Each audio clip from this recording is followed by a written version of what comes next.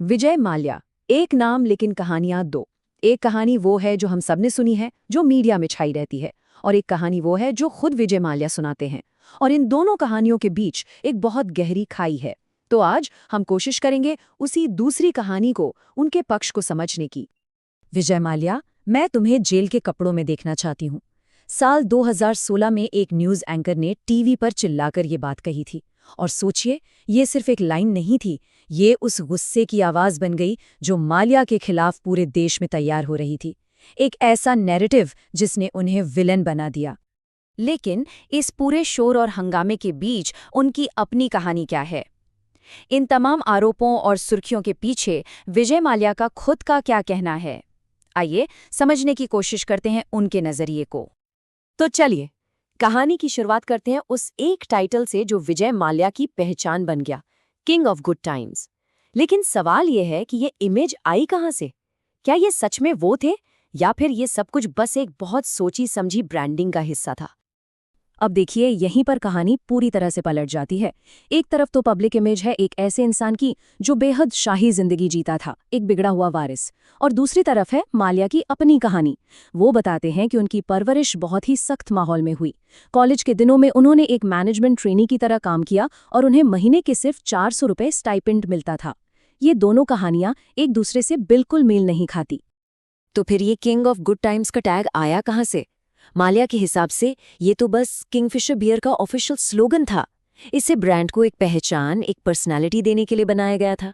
उनका दावा है कि मीडिया ने इस मार्केटिंग टैगलाइन को उठाकर उनकी पर्सनल पहचान बना दिया। तो सवाल ये उठता है कि हम जिसे देख रहे थे वो इंसान था या एक मार्केटिंग कैंपेन? अच्छा, अब बात करते हैं उनके सबसे बड़े और शायद सबसे विवादित वेंचर की, किंगफिशर एयरलाइंस। वो क्यों डूबी? माल्या के मुताबिक ये एक परफेक्ट स्टॉर्म था। मतलब एक के बाद एक ऐसी मुश्किलें आईं जिसने एयरलाइन को संभलने का मौका ही नहीं दिया। उनके नजरिए से ये कहानी शुरू होती है 2008 से। दुनिया भर में आर्थिक मंदी आई और पूरी एविएशन इंडस्ट्री हिल गई।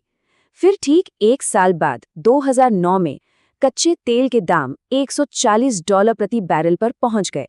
मतलब हवाई जहाज उड़ाने का खर्चा अचानक आसमान छूने लगा। फिर आया 2010 का वो मोड़ जहां उनका दावा है कि तत्कालीन वित्त मंत्री ने उन्हें कहा कि नौकरियां बचाने के लिए एयरलाइन को छोटा ना करे, बैंक सपोर्ट करेंगे। और आखिर में 2012 में एक विदेशी निवेश की डील जिसे सरकार ने मंजूरी नहीं दी और एयरलाइन पूरी तरह से बैठ गई। तो किंगफिशर तो बंद हो गई, लेकिन उसके बाद जो सबसे बड़ा सवाल उठा वो था पैसों का। चलिए अब इस विवाद की असली केंद्र यानी उन आंकड़ों को समझते हैं जिन पर यह पूरा केस खड़ा है। 9,000 करोड़ रुपए, ये वो नंबर है जो शायद हर किसी ने सुना होगा, मीडिया में, हर जगह। यही नंबर इस पूरे केस की पहचान बन गया। लेकिन माल्या की कहानी में ये नंबर बदल जाता है। उनके मुताबिक डेट रिकवरी ट्रिब्यूनल का जो ऑफिशियल फैसला था वो था 6,203 करोड़ का। वो कहते हैं कि असली कर्ज और ब्याज यही था, 9,000 करोड़ नहीं। और अब आता है उनकी दलील का सबसे चौंकाने वाला हिस्सा।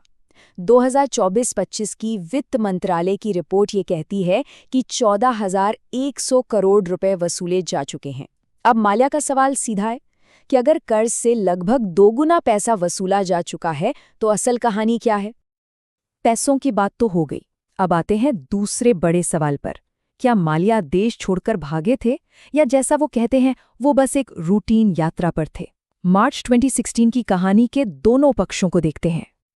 देखिए, माल्या के तर्क का जो पूरा आधार है वो इस बात पर टिका है कि वो 1992 से यूके के परमानेंट रेजिडेंट और 1988 से ही भारत के नॉन रेजिडेंट रहे हैं। इसका मतलब ये हुआ कि कानूनी तौर पर उनका भारत और यूके के बीच आना जाना लगा रहता था। यही बात वो भगोड़े वाले टैग के खिलाफ इस्तेमाल करते हैं। तो उनके नजरिए से उस दिन असल में हुआ क्या था? 1 मार्च 2016 को वो दिल्ली में संसद में मौजूद थे। अगले ही दिन 2 मार्च को वो दिल्ली से लंदन के लिए निकले और उनका दावा है कि उन्होंने उस वक्त के वित्त मंत्री को बताकर ये यात्रा की थी। और 3 मार्च, जिस दिन सुप्रीम कोर्ट की सुनवाई की बात होती है, माल्या कहते हैं कि उन्हें तो सुनवाई का कोई समन ही नहीं मिला था, कोई जानकारी ही नहीं थी। तो इन सब विवादों से परे चलिए एक नज़र उनकी उस विरासत पर भी डालते हैं जो अक्सर इन सुर्खियों में कहीं खो जाती है। सोचिए, किंगफिशर बियर जो एक घरेलू नाम बन गया, मैकडॉवेल्स नंबर 1, जो दुनिया की सबसे ज्यादा बिकने वाली विस्की में से एक बनी। बर्जर पेंट्स का पूरा ग्लोबल बिजनेस उन्होंने खरीदा। यूनाइटेड स्पिरिट्स जैसी बड़ी कंपनी खड़ी की। ये सब उनके बिजनेस करियर का एक हिस्सा है। और हाँ, क्रिकेट 2008 में इंडियन प्रीमियर लीग में रॉयल चैलेंजर्स बैंगलोर यानी आरसीबी की शुरुआत उन्होंने ही की थी। आज आरसीबी सिर्फ एक टीम नहीं, बैंगलोर के कल्चर का एक बहुत बड़ा हिस्सा है। और माल्या के लिए ये हमेशा एक बिजनेस से ज्यादा अपने शहर के लिए एक जुनून था। तो आखिर में सवाल यही है, विजय माल्या कौन है? कॉर्पोरेट फ्रॉड के पोस्टर बॉय जैसा कि मीडिया ने दिखाया, या फिर अपनी ही बनाई किंग ऑफ गुड टाइम्स की इमेज में फंस गए एक बिजनेसमैन? कहानी के दोनों पहलू अब सबके सामने हैं। फैसला अब देखने और सुनने वालों का है।